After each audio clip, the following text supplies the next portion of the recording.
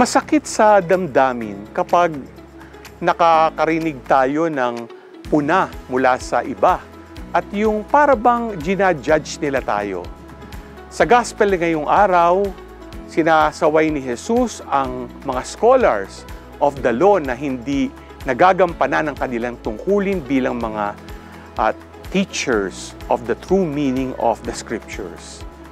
Sa aming mga pari, masakit din po kapag may mga batikos kung sa tingin ng iba ay di nagiging totoo sa aming tungkulin at nagiging hadlang pa sa iba.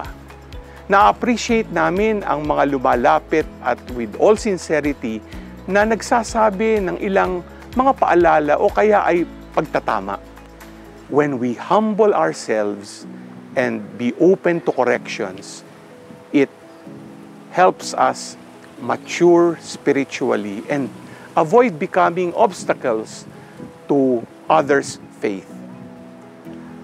Iakay natin ang ating kapwa tungo sa kabutihan at kabanalan. Huwag nating hayaan na ang ating mga kilos at pag-uugali ay maging sanhi ng pagkaligaw ng pananampalataya ng iba. Handa ba tayong maging instrumento na tumutulong ilapit ang ating kapwa tungo kay Lord? G ka ba?